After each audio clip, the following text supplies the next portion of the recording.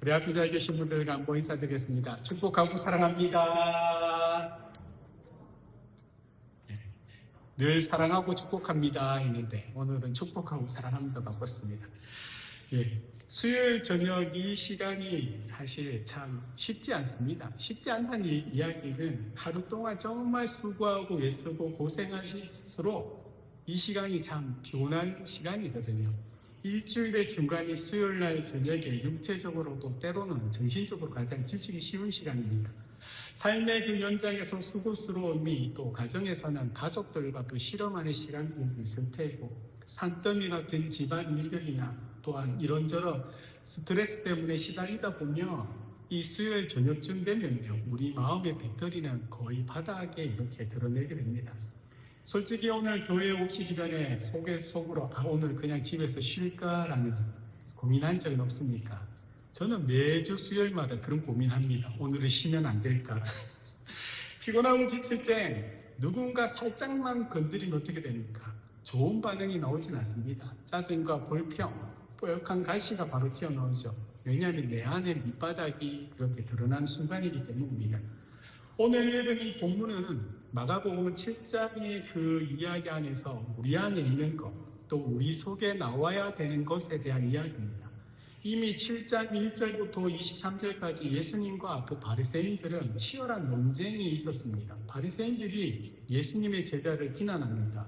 왜 당신의 제자들은 손을 씻지 않고 밥을 먹습니까? 그들은 장로들의 전통을 어기고 부정했다고 이렇게 제자들을 비난합니다. 제자들을 비난함과 동시에 스승 대신 예수님도 비난하는 겁니다. 바리새인들은 손을 씻었는가, 정결 예식을 지켰는가, 무엇을 먹었는가를 특히 중요하게 여겼습니다. 그래서 그들은 손을 자주 씻고 그릇을 씻고 이 겉모습을 거룩하게 포장하는데 이렇게 생명을 사실 목숨을 걸었던 겁니다. 그런데 예수님은 그들과 대화 속에서 이 문제심이 밖에 있는 것이 아니라 안에 있다고 말씀하셨습니다. 우리 7장 20절, 23절 함께 읽겠습니다. 또 이르시되 사람에게서 나오는 그것이 사람을 더럽게 하느니라. 속에서 곧 사람의 마음에서 나오는 것은 악한 생각 곧 음란과 도둑질과 살인과 간음과 탐욕과 악독과 속임과 음탕과 질투와 비방과 교만과 우매함이니 이 모든 악한 것이 다 속에서 나와서 사람을 더럽게 하느니라. 아멘. 예수님의 말씀에 따르면 우리 입으로 나오는 말, 사람의 마음에서 나오는 생각들, 또 사람의 삶에서 나오는 그 행동이 그 사람의 진짜 모습이라고 이야기합니다. 그래서 바리새인들은 겉으로 보면 누구보다도 경건한 사람들입니다. 옷차림도 거룩하고 손도 하루에 몇 번씩 씻었습니다. 그러나 예수님 보기에는 그들의 속은 교만과 또 판단 그리고 정죄로 지금 가득 차 있습니다. 속이 썩어 있는데 겉만 닦는다고 거룩한 것이 아니라고 주님은 말씀합니다. 그런데 이 이야기는 오늘을 살아가는 우리 성도들에게도 바리새인들의 함정에 빠지기 쉽다는 거죠. 우리가 주의를 잘 지킨다는 것, 우리가 헌금 생활을 잘한다는 것, 직분을 받아 봉사하는 종교적으로 보면 그 외형은 번지르하게 갖추었지만 정작 그 속에 그 마음에는요 성도에 대해서나 이웃에 대한 긍휼함이 없고 오히려 자신의 기준으로 인한 누군가를 판단하고 정죄가 가득할 수 있다는 것을 우리는 생각해야 합니다. 흔히 우리는 나는 저 사람보다 기도를 많이 해라는 이야기를 저는 참 많이 들었습니다. 나는 저 성도보다 많이 섬기고 있다는 이야기도 사역을 하면서 많이 들었습니다. 그들은 정말 하나님을 사랑해서 그렇게 하는 것일 수도 있지만 오늘 본문 앞에 서면요 교만한 우월감이 우리 내면 안에서 자신을 자랑하고 싶어하는 것들이 은중에 드러나는 것이라고 말씀할 수 있습니다. 거룩은 외형적인 그런 규칙이나 우리가 보여주는 그 모습이 아니고요 주님의 말씀이라는 게 안에서 내면에서 우리가 가지고 있는 것 예수 그리스도가 우리 안에 계심으로 내가 그분을 품고 살아갔을 때 그분으로 인한 생명력이 흘러나오느냐에 따라 달려있다라고 말씀합니다. 이 이야기가 23절까지 이야기거든요. 그런데 이 이야기가 끝난 후에 예수님은요 그 발걸음을 이방 땅인 두로 지역으로 향합니다. 그곳에 가신 이유는 의도적인 겁니다. 앞의 내용과 오늘의 내용을 비교해서 우리에게 가르쳐주고자 하는 겁니다. 그래서 그곳에서 정말 그 내면, 그 마음속에 나오는 진짜 거룩과 또 믿음을 가진 한 여인을 우리에게 자랑하고 싶고 또한 소개 싶어서 주님께서 그렇게 하셨던 겁니다. 두로는 이방인들이 사는 지역입니다. 그것은 우상 숭배가 만연한 곳입니다. 유대인들의 시각에서 보면 두로는요, 부정한 곳의 대명사입니다. 그곳에 도착하신 예수님은 피곤하셨는지 아무도 모르게 한 집에 들어가 쉬고자 하셨습니다. 그런데 소문이 어떻게 났는지 더러운 귀신이 들린 어린 딸을 둔 헬라인이자 수로보니게의 족속인 여인이 지금 예수님 발 앞에 엎드립니다. 우리 26절 한번 보겠습니다. 그 여자는 헬라인이요 수로보니게 족속이라 자기 딸에게서 귀신 쫓아내 주시기를 간구하노라. 이 여인의 처지를 자세히 살펴보면요, 그녀는 헬라어를 사용하는 이방인입니다. 당시 유대인의 기준에서 보면요, 이 이방인들은 개처럼 여겨져 구원받지 못할 족속이었습니다. 그리고 그녀는 수로보니게 족속입니다. 이 지역 사람들은 역사적으로 이스라엘과 굉장히 적대적이고 앙숙 관계입니다. 또 그곳은 바알 숭배의 본거지입니다. 그 여인이 그곳 출신입니다. 그리고 여성입니다. 당시 사회에서 여성은 사람의 숫자에도 들어가지 못할 정도로 사회적 약자였습니다. 그런데 그녀에게는 흉악한 귀신 들린 어린 딸도 있습니다. 당시 귀신 들렸다는 것은요, 신의 저주를 받았다는 증거로 여겨졌습니다. 그런데 어느 부모가 자녀가 고통받는 것을 보고 가만히 있겠습니까? 흉악한 귀신에 들려서 밤낮으로 소리치며 자신을 통제하지 못하고 망가져가는 그 어린 딸을 보며 이 어머니의 가슴은 아마 수천 번, 수만 번 아마 찢어졌을 겁니다. 그래서 이방 신전에도 가보고 용하다는 의사도 찾아가 보았지만 지금까지 아무 소용이 없었습니다. 그런 절망의 끝자락에서 그녀는 예수님에 관한 소문을 들었던 겁니다. 그래서 주님이 조용히 이 두루 지방에 오셨던 것을 어떻게 알고 그곳까지 찾아온 겁니다. 그녀에게 체면, 또 그녀에게 민족적인 자존심 같은 것은 사치입니다. 자녀를 살릴 수만 있다면 사람들의 멸시주는 얼마든지 견딜 수 있는 것이 바로 이 여인의 마음입니다. 그녀는 그 앞에 있는 바리새인들의 기준을 보면요, 단 1%도 자격이 없는 상태입니다. 하나님의 은혜를 구할 수 없는 존재입니다. 그런데 지금 주님께 은혜를 구하기 위하여 나왔습니다. 그런데 우리 예수님은 우리가 알다시피 사랑이 많으시고 온유하시고 자비로우신 분이지 않습니까? 그런데 이 여인의 상황을 우리 주님은 하나님의 아들로서 다 알고 계실 텐데, 그런데 뜻밖의 따뜻한 위로의 말이 아니었습니다. 우리 27절 함께 읽겠습니다. 예수께서 이르시되 자녀로 먼저 배불리 먹게 할지니 자녀의 떡을 취하여 개들에게 던짐이 마땅치 아니하니라. 아멘. 여러분 생각해 보십시오. 여러분이 눈물로 기도 제목을 가지고 제게 왔습니다.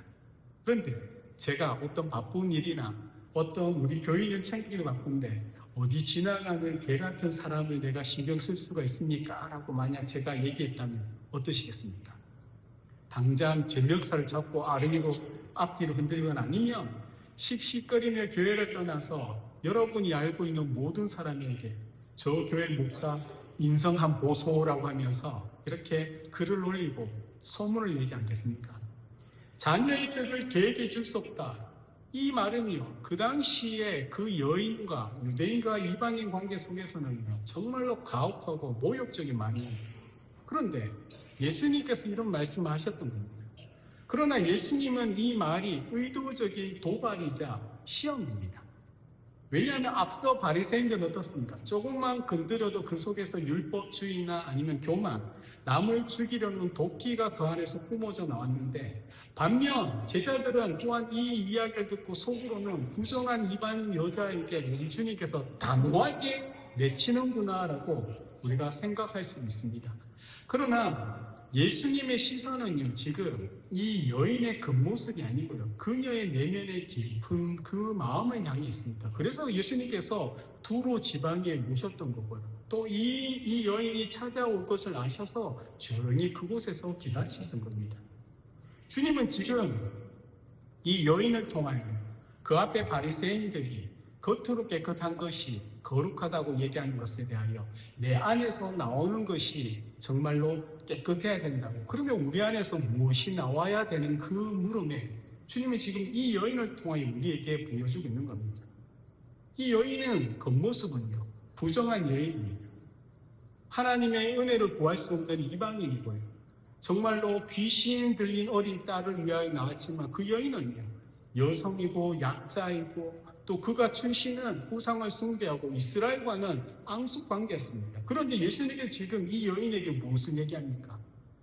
예수님께서 개 같은 여인이라고 이렇게 이야기하시지만 주님은 지금 내 안에 있는 것을 빨리 내게 보여주라라는 그런 의도로 말씀하시는 겁니다.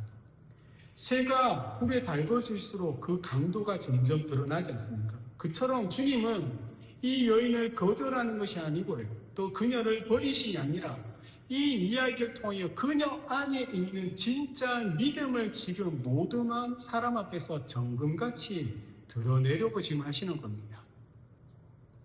하나님의 사람이고 민족이고 또 택함받은 자고 주님의 말씀을 알고 있고 말씀대로 살아가고 있다는 그 바리새인들이나 지금 예수님과 함께 동행하며 함께 다니는 제자들에게 정말 너희들의 마음에 품어야 될 것이 무엇인가를 지금 드러내고자 지금 주님은 말씀하시는 겁니다.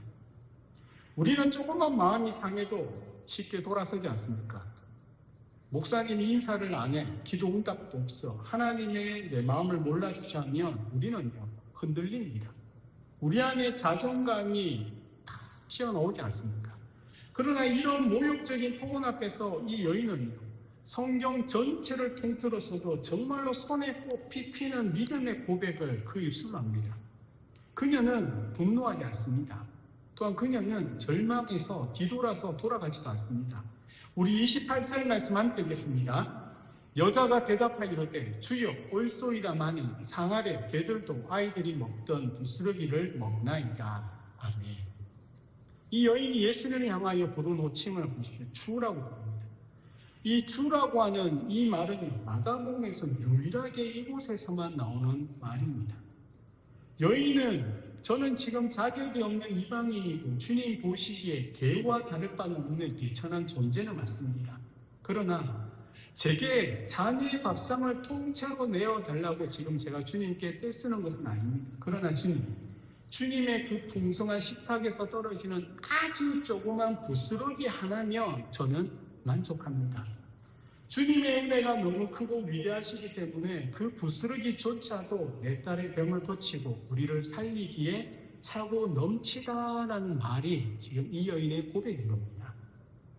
바리새인들의 그 속에는 어떻습니까? 교만과 정죄가 나왔습니다. 그러나 지금 가장 인생의 밑바닥까지 낮아진 그 여인의 속에는 절대적인 겸손과 주님을 향한 절대적인 신뢰가 지금 나오고 있더라는 겁니다. 예수님은 여인의 믿음에 대하여 어떻게 합니까? 즉각적으로 응답합니다. 우리 29절 함께 읽겠습니다. 예수께서 이르시되 이 말을 하였으니 돌아가라. 귀신이 내 딸에게서 나갔느니라 하시네. 아멘. 누구보다도 이 여인의 상황을 알고 계신 우리 주님께서 안타깝고 또한 그녀를 통하여 우리에게 가르쳐주고 보여주고 싶었던 그 말이 지금 등장했던 겁니다. 예수님께서 29절을 뭐랍니까? 이 말을 하였으니. 그 앞에 이야기들이 계속 진행되면서 우리가 내뱉어야 될 고백, 우리가 주님 앞에 또한 세상을 향하여 이야기할 고백은 바로 이 말입니다.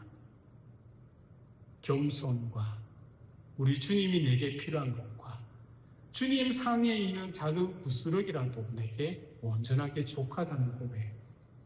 자격 없던 이방 여인이 겉만 번지르하게 세상에서 인정받고 칭찬받는 그 바리새인들을 제치고 그녀가 지금 하나님의 영광스러운 식탁에 앉은 순간이 바로 지금 이 순간인 겁니다. 우리는 오늘을 살아가는 자들이지 않습니까? 우리는 수시로 세상과 사람들로부터요, 억울한 일도 당하고 무시당하는 일을 겪게 됩니다. 오히려 믿음으로 살고자 더 몸부림치고 예술스러우며 그 마음이 상한 일들은 더 많이 있습니다. 기도 응답이 늦어질 때는 때로는 하나님께서 나를 잊어버린 투명인간처럼 취급하지 않는가라는 생각이 들기도 합니다. 그래서 영적으로 침체기가 들어갑니다. 그때 여러분 속에서 무엇이 나옵니까? 하나님, 제가 예배도 안 빠지고 제가 정말 주님을 위하여 교회와 성도를 위하여 이렇게 섬기고 있는데 어떻게 저한테 이러실 수 있습니까? 하고 내가 그동안 했던 것들을 이야기하면서 하나님 앞에 분노하지 않습니까? 때로는 환경과 남을 탓하면서 내 안에 쓴뿌리를 내어놓고 있지는 않습니까? 그런데 오늘 이 여인의 고백처럼 우리가 구할 것은 거창한 것이 아닙니다. 정말 주님의 상에서 부스러기 같은 은혜조차도 우리에게는 감당하지 못할 것이 된다는 것을 꼭 기억해야 합니다. 생명의 뜻이신 주님에게서 떨어지는 그 은혜는 그 크기와 상관없이 죽은 자를 살리고 병든 자를 고치는 그 능력을 지금 담고 있다라고 이야기합니다. 여러분의 지금까지 삶의 시간들이 때로는 정말로 힘들고 어려워서 화장실에서 남몰래 눈물을 훔칠 적도 있을 테고 주님이 주시는 위로의 부스러기 하나라면 내가 일어설 수 있다라고 고백드릴 때 그때 주님이 우리에게 요구하시는 것은 있는 모습 그대로 주님이 어떠한 분인지를 알고 그 주님이 내게 어떠한 말을 할지라도 때로는 침묵 가운데 있을지라도 우리 하나님과 우리 주님은 정말로 신실하시고 그 언약대로 일하시는 분이며 그 사랑과 인자가 내가 생각하는 것 이상으로 크고 높다는 것을 꼭 기억하시기 바랍니다. 자녀의 엇나가는 모습에 때로는 가슴을 치며 기도할 때 주님이 주시는 그 소망의 부스러기 하나님 다시 우리는 그를 사랑할 힘을 얻을 수 있습니다. 건강과 재정의 위기로 사실 현실 속에서 캄캄할 때 이 말씀 한 구절로 다가오는 그 은혜의 부스러기가 있다면 우리 인생은 홍해를 가르는 기적 같은 삶을 살아내게 됩니다. 우리가 살아내야 할 거룩한 삶은요 정말로 거창하게 폼 잡는 것이 아닙니다. 이웃에게 억울한 소리를 들었을 때 한 번 더 참고 인내하는 것이죠. 지친 배우자와 자녀에게 비난 대신 축복의 말을 내 안에서 흘려보내는 겁니다. 절망 앞에 서 있을 때 그래도 주님이 나와 함께 하시기 때문에 주님이 하시면 됩니다 라고 힘들고 어렵지만 내 안에 믿음으로 선포하는 것입니다. 이것이 우리 안에서 흘러나올 때 우리는 그 고백대로 우리의 삶을 변화시키는 진정한 거룩한 자로 우리가 살아가게 됩니다. 수요일 저녁에 피곤하고 지친 몸으로 이 자리에 앉아 계신 여러분에게 정말로 하나님의 은혜가 풍성하시기를 축원합니다. 주님의 식탁 아래에 기꺼이 엎드리시기 바랍니다. 꼭 교회가 이 예배당이 아니어도 됩니다. 여러분의 삶의 자리에서 주님이 지금 나와 함께 하심을 믿고 그 아래에 엎드리면 됩니다. 체면이 무엇이 필요합니까? 우리의 자존심이 무엇이 필요합니까? 다 내려놓고 주님의 그 식탁 아래에 들어가면 됩니다. 주님은 이 여인에게는 이렇게 모질게 말씀하셨지만 우리와 기싸움을 하시는 분이 절대 아닙니다. 우리가 주님 저 부스라기도 족합니다 라고 우리가 믿음으로 그분을 붙잡고 매달리고 할 때 주님은요 기꺼이 져주십니다. 부스러기가 아니고 자녀에게 가장 좋은 것을 우리에게 채워주시는 분입니다. 그분이 바로 우리 하나님입니다. 이 여인은 내 안에 선한 것이 없다라고 고백합니다. 내 안에는 지금의 삶의 모든 현실 가운데 짜증과 피곤과 원망뿐인 것을 그대로 고백합니다. 그러나 그 모든 찌꺼기가 그럼에도 불구하고 딸을 향한 그 사랑하는 어머니의 마음이 주님께 나와 간절하게 부스러기만한 은혜를 구하고자 했던 그 여인의 마음을 우리 주님은 믿음이라고 지금 여겨주시더라는 겁니다.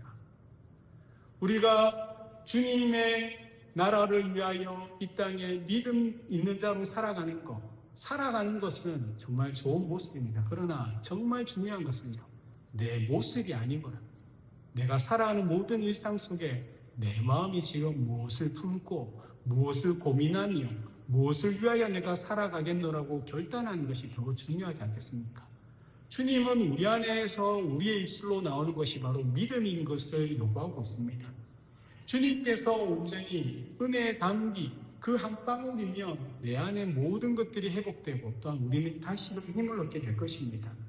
주님께서 오늘 의도적으로 이 두로 지방에 가신 것은 우리에게 이 한 여인을 소개하고 하나님 나라의 참된 자녀가 된 여인을 우리에게 가르쳐 주기 위한 겁니다. 세상에서는 인정받지 못하고 세상에서는 가장 낮은 자리에 서 있는 그녀가 지금 우리 주님을 만남을 통하여 하나님 나라의 가장 풍성하고 아름다운 식탁의 자녀로서 초대받고 또 주님께서 그녀의 모든 것을 알고 계신 주님께서 그녀의 간구함을 들어 그의 딸만이 아니고 그로 인하여 그녀가 평생을 예수님을 믿으며 이방 땅인 두로에서 하나님을 섬기는 하나님의 자녀로서 그 땅에 살아가게 될 것이지 않겠습니까? 사랑하는 저와 여러분들이 바로 그러한 믿음으로 살아가기를 주의 이름으로 축원합니다. 우리에게는요, 정말로 많은 것을 원하고 있지만 정말 중요한 것은 하나님이 우리에게 주시는 부수락이라도 우리는 충분한 존재입니다. 그 은혜가 여러분 삶 속에 늘 채워지기를 소망합니다. 눈을 들어 하늘을 바라보십시오. 정말 땅을 보는 자가 아니라 하늘을 바라보며 하나님 앞에 내가 서 있는 모습을 꼭 기억하시기 바랍니다. 그 하나님 앞에 정말 간구하시고 그 하나님의 음성에 반응하시고 그 하나님과 동행하는 복된 삶이 우리의 삶과 또 우리의 사명인 것을 잊지 마시기 바랍니다. 그때 우리의 삶은요 회복되게 될 것입니다. 그 딸이 귀신에게 노인받은 것처럼 하나님의 말씀이 우리 주님의 은혜가 우리의 삶에 충만할 때 우리는 늘 기뻐하며 감사하며 세상이 줄 수 없고 알 수도 없는 참된 평안 하나님 나라의 자녀로서 이 땅에 살아가게 될 것입니다. 그 삶을 살아가는 우리 모두가 되시길 예수님의 이름으로 축원합니다. 아멘.